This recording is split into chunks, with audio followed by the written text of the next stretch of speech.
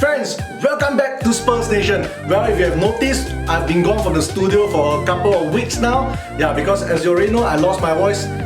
But now I gained back my voice, but guess what I lost? My hair. Yeah, don't think too much about how I lost my hair. But nonetheless, I'm very glad to be back here again to talk about our favorite topic, Tottenham. So in today's episode, we'll have a lot of content. We'll talk about the games that have been passed, where we are in the tables, where we are going to play of upcoming games, and of course, a very exciting thing, the fans are coming back to the stadium. Guys, this is Spurs Nation.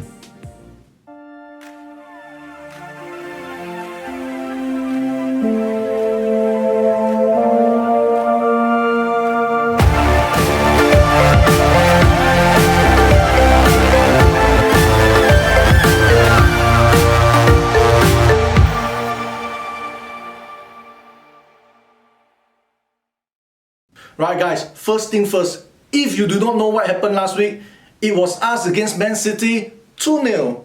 If you don't know, where have you been? Which part of the world you've been hiding in? Well, nonetheless, we beat City 2-0 at home.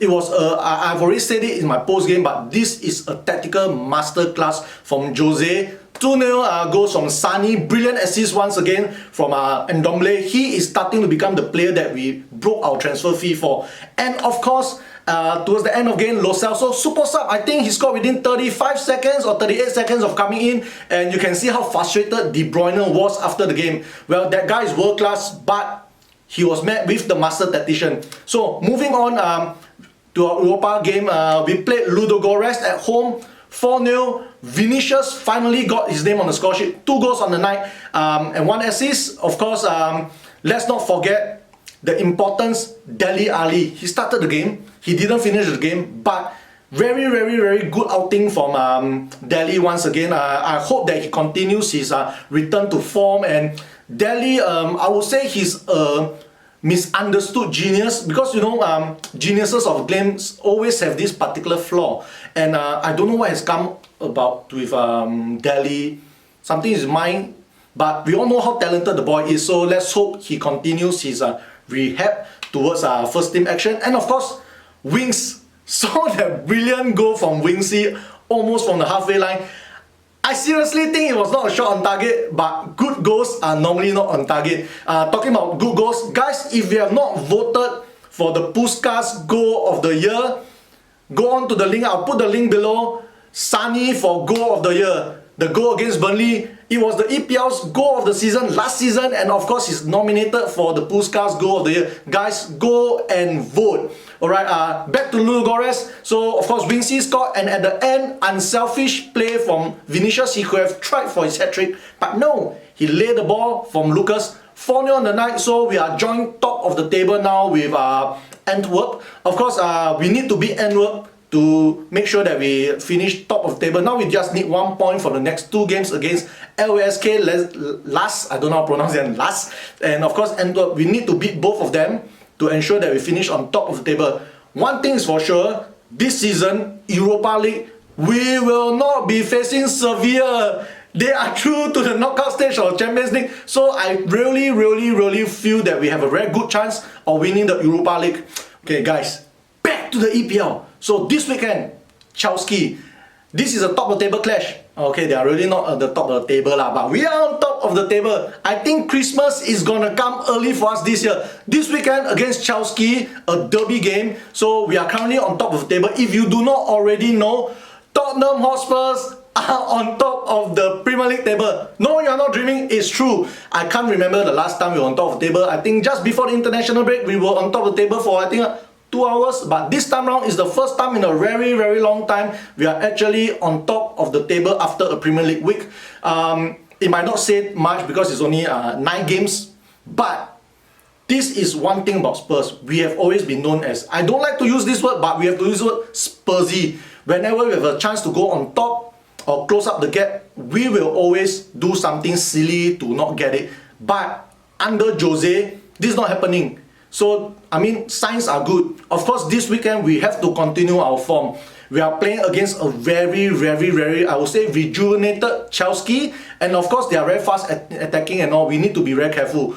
We will not be having Toby in our lineup because due to an injury, he's probably out for 2 to 4 weeks. Hopefully, he comes back very soon, and maybe it's once again a mind game from Jose. Remember Sani? He was supposed to be out for a very long time. Next thing you know, bam, he's back. So I hope that's the case. If that's not the case, I really pray to the football gods. I pray to the football gods that Sanchez does not start.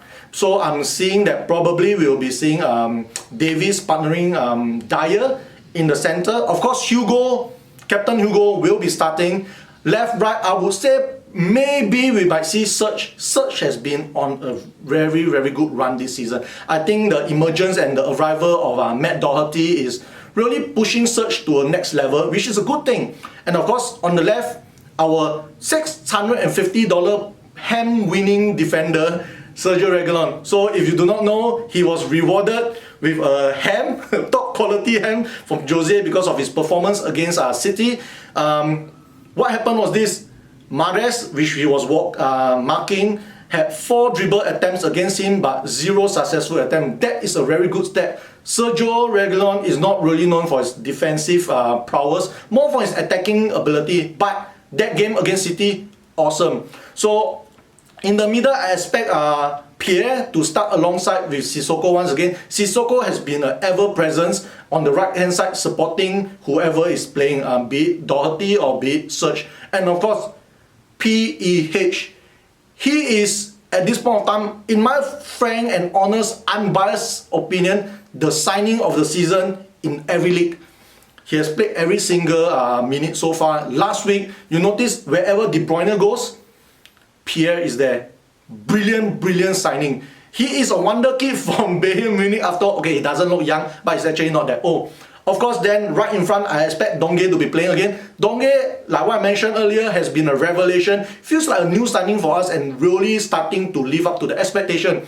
Of course, our front three, I would say Sani, partnering, I would think maybe Lucas. I don't expect Bale to be starting. And Kane leading the lineup. So that is the lineup for me. Speaking about Bale, we all know that how grouchy and grumpy he was towards the end of his tenure with Real. But last weekend, do you notice he was preparing to come to the field, preparing to sub in, but an injury to Toby meant that Rondon have to come in. He was not sulking, he was smiling. He was smiling. He is a happy man now. He's at a very good place. So expect to see Bale up and running within the next couple of weeks. But I won't be surprised if he starts. But my pick will not go to him. My pick to start the game will be Sani, Kane, and maybe Lucas or Bergwijn. I don't know. But Lo Celso will also be making a sub appearance for sure. So this weekend, everyone is telling me, BC, please, for the last few games, you have not made any predictions and we have been winning and keeping clean sheets. So, BC, please continue that. Yes, I'll continue. So, no predictions for me. But do leave your prediction in the comments below. Hopefully, they come true again. Currently, you're all quite accurate when it comes to predictions. So, yes, please keep your comments and predictions coming. So, this weekend, top of table clash. If we win this game, we will stay on top of the table again. And guys, EPL is finally going to allow fans to come in again. So sorry to my counterparts from Footsy TV, Red Devils then. No fans for United, but yes, we'll be allowing 2,000 fans into stadiums again. Selected stadiums, of course, and Spurs, our Tottenham Hotspur stadium is one of the stadiums. And our first game will be against the other team from South London, the red colour team. The North London Derby. We'll be allowing 2,000 fans in, and we'll be talking about that in the next episode. But this weekend, guys, leave your comments and your predictions for us, Tottenham versus Chelsea. So guys, we have come to the end of another brilliant episode. It's brilliant because it's done by me and Footsy. So guys, upcoming Chelsea followed by Arsenal, and then we have another London Derby against Palace, and we'll end off this 5, I would say, horrible string of games with Liverpool. So Liverpool will have another special episode with Liverpool, and of course, guys, if we can come out from these games probably unaffected by maybe having almost maximum points, then we will be talking about title credentials.